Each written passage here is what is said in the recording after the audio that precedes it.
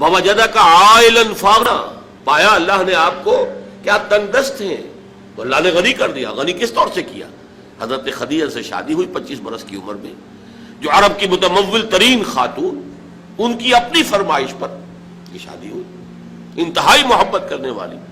تو واقعہ میں آپ کو سنا رہا تھا کہ اس زمانے میں یہ 25 برس سے لے کر اور 40 برس کی عمر شریف کے مابین کبھی یہ واقعہ پیش آیا ہے کہ حضور ایک دفعہ کہیں نکل گئے مکے سے باہر، مختلف وادیاں ہیں، پہاڑ ہیں، پہاڑوں کے مابین وادیاں ہیں۔ ایک وادی میں آپ نے دیکھا وہ قبیلہ آ کر پڑاؤ ڈالے ہوئے ہے، انتہائی مفلوق الحال، بھوک کی وجہ سے جسم سوکھ کر کانٹے ہوئے ہیں، تن پر کپڑے نہیں ہیں۔ حالت دیکھ کر آپ آئے، انتہائی ملول اور غمگین ہو کر گھر میں آ کر چادر لے کر لیٹ گئے۔ اب پوچھا حضرت خدیجہ نے کیا ماجرا ہے، کیا معاملہ ہے؟ آپ نے فرمایا میں گیا تھا باہر فلاں وادی میں، میں نے یہ دیکھا فلاں گھاٹی میں ایک قبیلہ ہے، پڑاؤ ڈالے ہوئے ہیں اور یہ حال ہے۔ حضرت خدیجہ اور فرمانے لگے کہ میرے پاس دولت نہیں ہے کہ میں ان کے لیے مدد کر سکوں۔ سرمایہ تو حضرت خدیجہ کا تھا نا، آپ کی اپنی ذاتی دولت تو نہیں تھی۔ اس پر حضرت خدیجہ نے فرمایا اچھا آپ جائیے اور بڑے بڑے قریش کے چند سرداروں کے نام لیے کہ ان کو بلا لائیے۔ حضور گئے، وہ سب آ گئے۔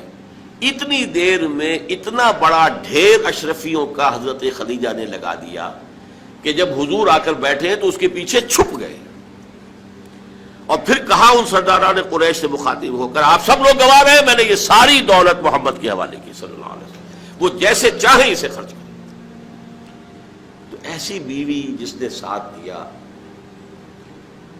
میں اگر اس موضوع پر چونکہ میرے کچھ خاص احساسات ہیں اس میں وہ بیان کروں گا تو پھر بہت وقت نکل جائے گا کہ حضرت خدیجہ رضی اللہ تعالیٰ عنہ کا کیا مقام تھا جسے ہم میں سے اکثر نہیں جانتے۔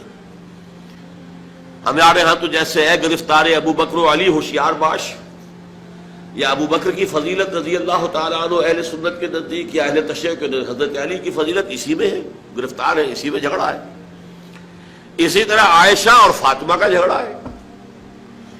ایک گروہ ہے کہ جو حضرت عائشہ رضی اللہ تعالیٰ عنہ کو بہت بلند کرتا ہے، اونچا رکھتا ہے، دوسرا گروہ ہے جو حضرت فاطمہ رضی اللہ تعالیٰ عنہ۔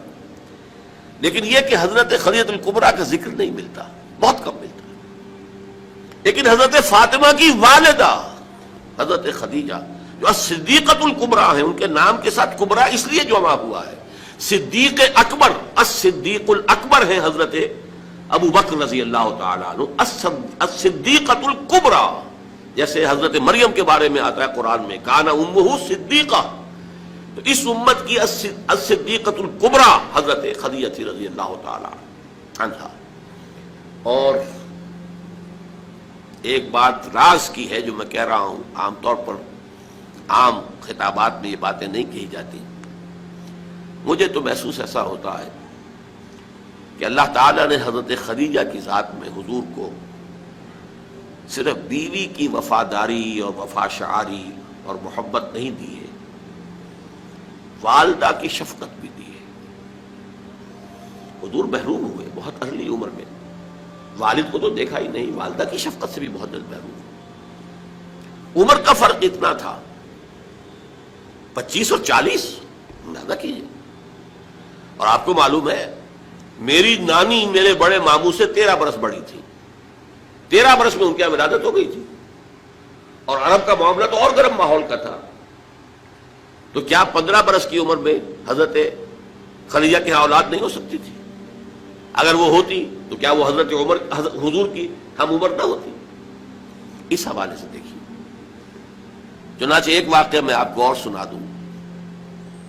ایک مرتبہ حضور صلی اللہ علیہ وسلم اسی طرح جو بھی نیا تجربہ تھا عالم ملکیت اور عالم بشریت کے درمیان اتصال کا، اور جس کی وجہ سے ایک خوف کی سی کیفیت، ایک تشویش کا سا انداز، تو حضرت خدیجہ نے ایک مرتبہ یہ کہا کہ اچھا اب جب وہ آئے، وہ فرشتہ ہے یا کیا ہے، وہ بدروح ہے یا کوئی واقعتاً فرشتہ ہے، جب بھی وہ آپ کو نظر آئے تو مجھے بتائیے گا۔ حضرت جبرائیل آئے،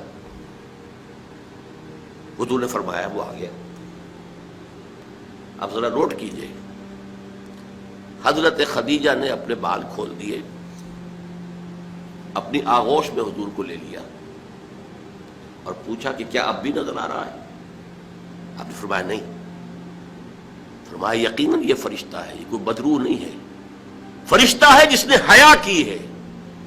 اگر کوئی بدروح ہوتی تو لذت لیتی، وہ غائب نہ ہوتی. اب آپ اندازہ کیجئے عظمت فکر، سوچ کا، آپ کے فکر کا، شعور کی بلندی کا. بہرحال سن 10 نبوی کا تذکرہ کر رہا تھا، حضرت خدیجہ کا انتقال ہو گیا، ابو طالب کا انتقال ہو گیا. دین کی بات پھیلانا صدقہ جاریہ ہے. ثواب کی نیت سے ویڈیو کو شیئر ضرور کیجیے. جزاک اللہ.